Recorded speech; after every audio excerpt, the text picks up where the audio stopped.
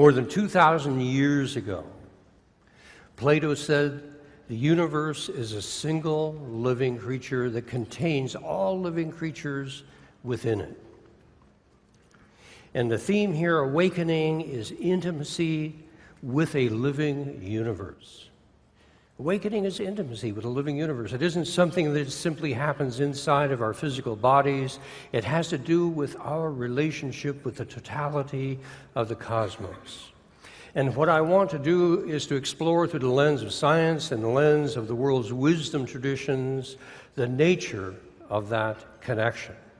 Because as Drew was saying, it is the nature of that connection that then unfolds and creates the entire world around us.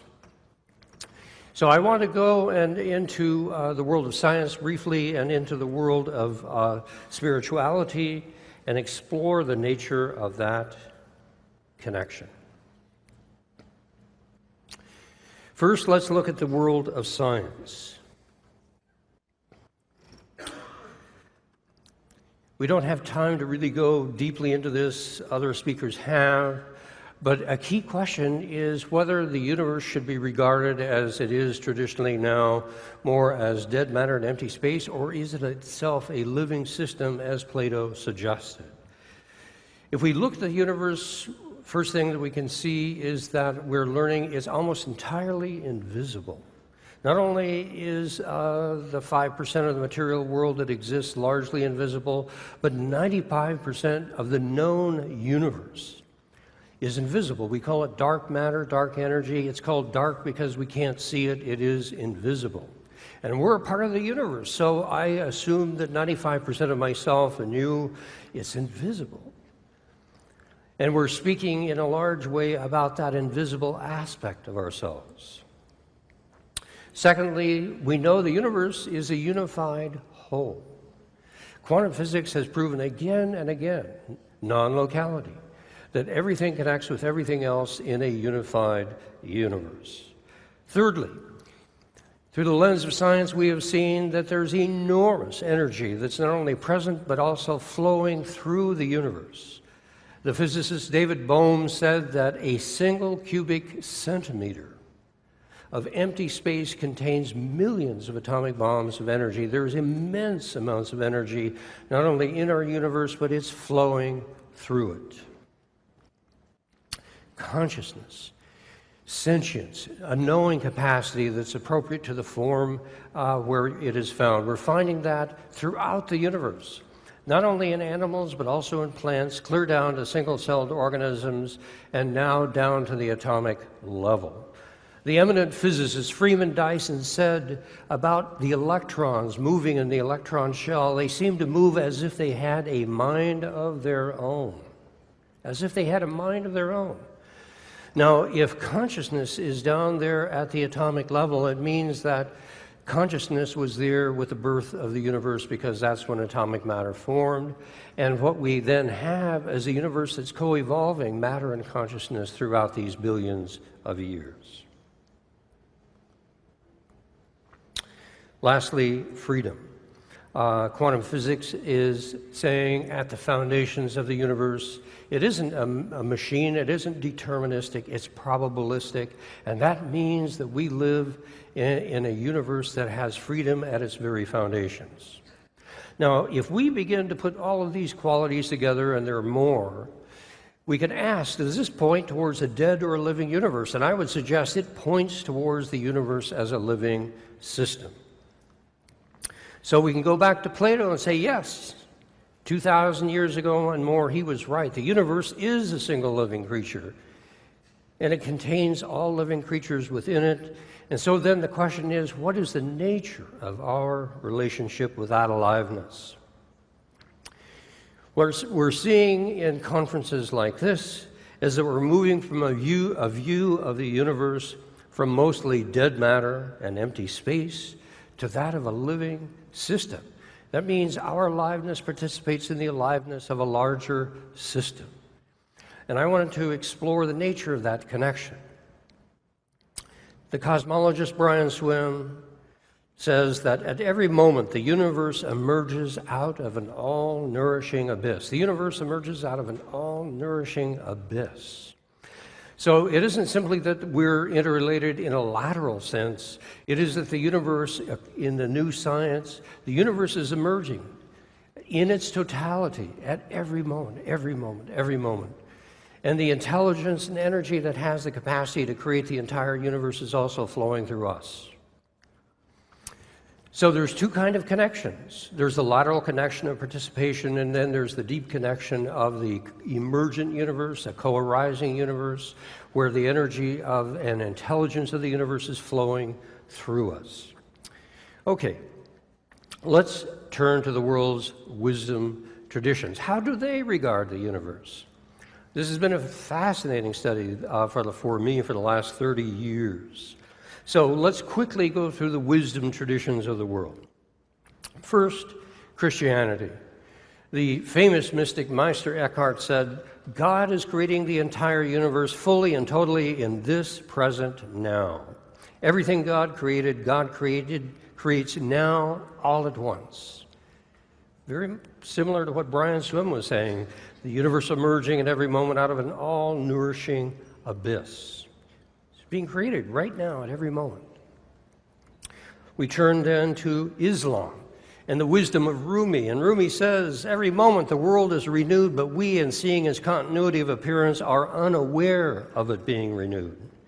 Life is like a stream. It arrives new and fresh at every moment while it appears constant in its material form. Same theme that was coming from Christianity. We turn to Hinduism. Here we see the image of Shiva, the dancing Shiva.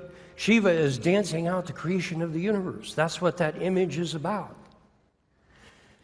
And from Sri Nisargadatta, we see this quote, which is reflective of the Hindu thought.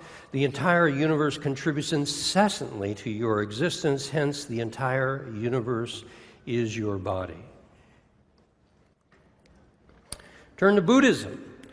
The Buddha described his awakening as the knowing of the interdependent co-arising of reality. Not only an interdependent reality, but co-arising. So there's a lateral connectivity, and there's an emergent vertical connectivity that is described in the Buddha's awakening. A contemporary Zen priest, D.T. Suzuki, says, "My solemn proclamation is that a new universe is created at every moment." Taoism, the wisdom of Lao Tzu, the Tao is the sustaining life force and the mother of all things. From it all things rise and fall without cease. The Tao is the mother of the universe. And we live in a daughter universe. There is a deeper generative ground, a mother universe that is sustaining and holding and giving birth to us moment by moment by moment. Indigenous or first peoples, from the Lakota tradition, we see the thought that there is no such thing as emptiness in the world. Everywhere there's life visible and invisible. The Kalahari Bushmen, as well as the Aborigines in Australia, have the thought that there is a dream dreaming us. And the mother universe is the deeper dream time out of which the dream of this reality is emerging moment by moment. So, a core idea. We live in a living universe that arises moment by moment as a unified whole. And that's coming both from the lens of science as well as the lens of spirituality. And we can say the power of now comes from realizing that in the now, not only do we experience the lateral connectivity of our awakening, we experience the emergent connectivity of our emergent connection with a living universe that's giving birth to itself, moment by moment. So the ancient wisdom of non-duality is now beginning to connect with the insights from modern science. And for that to emerge in the world, we can see that it's happening. This is extraordinary. I've been watching this now for decades. In 1962, a study was done by the New York Times said, have you ever had a mystical experience where you felt at home in the universe, where you felt love at the foundations of the universe, where you felt like you belonged here? 22% of the adult population in the United States said, yeah, I've had that experience. And year by year, this has been followed by different studies. Half a century later, essentially, 2009, instead of 22%, it's 49% of the American adult population has said, yeah, I've had that experience, that mystical experience of connection, of communion with the living universe. We're waking up. This is happening. And it's measurably happening year by year.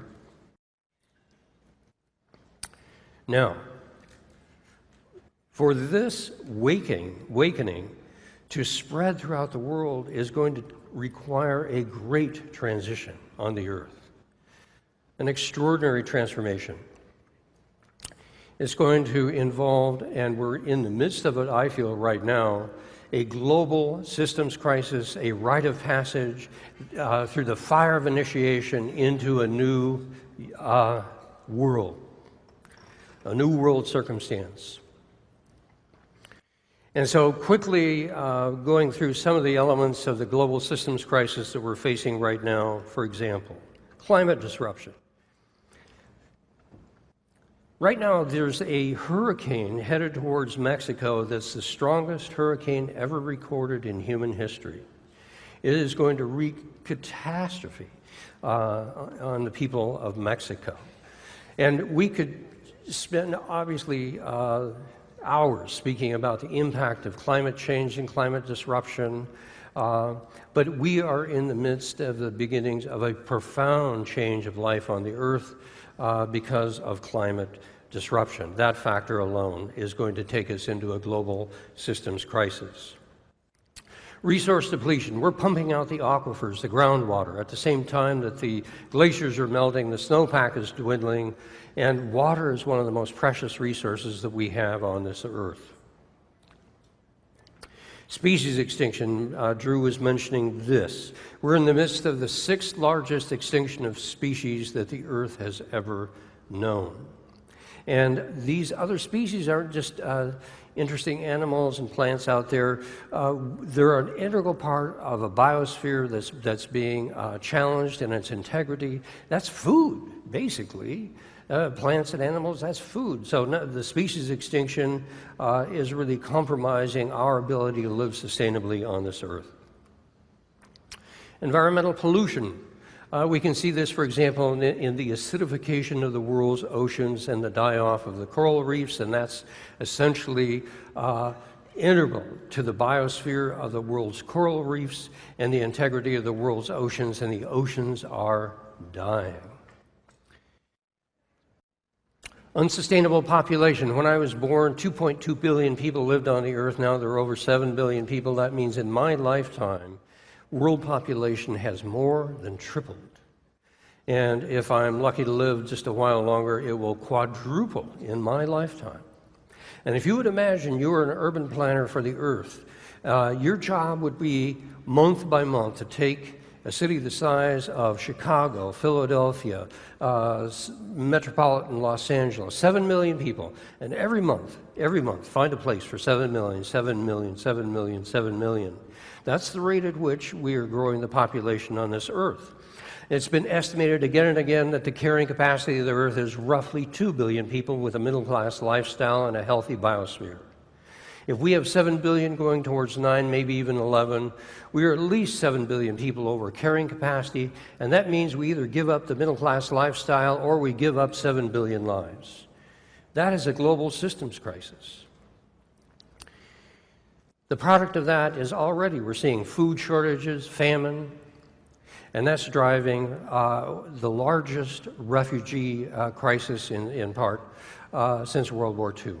And we're just beginning. We're just beginning to create this global systems crisis.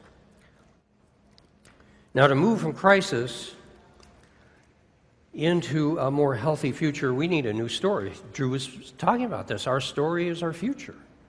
What is the story? The American dream is becoming the world's nightmare. What is the story that is a story of a more promising future?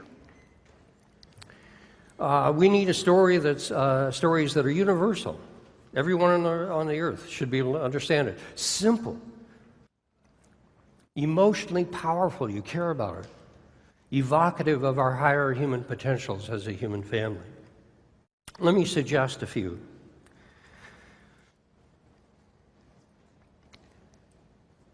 First, awakened activism. We'll come to story in a minute. 5 areas of awakened activism to respond to a world and systems crisis. First is choosing more sustainable ways of living. And I've done a lot of work on simplicity of living, and a core conclusion is that consumerism makes sense in a dead universe. What matters most is matter. The more matter you have, the more you must matter. On the other hand, simplicity makes sense in a living universe. What matters most is your connection with the aliveness and getting rid of the clutter and complexity that gets in the way of that connection. Another area of awakened activism is building new forms of community. Co-housing and eco-villages. This picture is taken from a co-housing community that my wife and I lived in for several years, not so far from here. And co-housing and eco-villages can aggregate into a larger creation, that of transition towns and resilient communities. Third area of awakened activism is awakening our collective consciousness. And the global brain is now waking up. 3.2 billion people now have access to the internet. By 2020, it'll be 5 billion people have access to the internet, and Earth Voice movement can emerge. The Earth can have a voice that transcends the gridlock of nation-state politics. A fourth area of awakened activism is what I was mentioning earlier, creating great transition stories. The first is humanity is growing up. Story I've been asking people about all around the world. Around the world, people say, yeah, we're acting like teenagers. We're acting like adolescents at the species level. And if we move into our early adulthood, we're going to create a new relationship with the earth, with one another, and with the universe. Another powerful story is that we are midwifing our time of planetary birth. And women that I have spoken to have said, let me tell you about the birth process. It's painful, it's difficult. There's contraction, relaxation, and finally there is the water breaking and the unstoppable movement towards new life. And so here we are in the process of contraction, relaxation, and moving towards that moment when the unstoppable birth of new life begins. And lastly, another story, very powerful for our times, fostering truth and reconciliation. Here we have Nelson Mandela and Desmond Tutu that took South Africa from apartheid to democracy without going through a civil war, because they were willing to foster truth and reconciliation. And we need to do that. We are so divided as a species between men and women, the rich and the poor, between different religious traditions, between our species and other species, between our generation and future generations. We deeply need a time of truth and reconciliation. A last area of awakened activism, very important, often ignored, is that we need to be mindful of and working with the trauma of transition. That means we need to acknowledge confusion and chaos, guilt and blame, anger and conflict, sorrow and grieving, that will hopefully then lead to acceptance and reconciliation. So what is the Great Transition? It's going from a process of profound separation over the last 50,000 years, growing empowerment, individuation, differentiation. We have become so successful, we're now moving into a time of great initiation, the fire of initiation, and that's what we see as a global systems crisis. And if we're capable of moving through this fire of initiation, we'll come out the other side in a time of integration, and that will be not only integration with one another as a human family, but with the universe that is our larger home. And deeply what we are learning to do is how to live in a living universe. And understand that the living universe also lives within us. This is my granddaughter, Anna.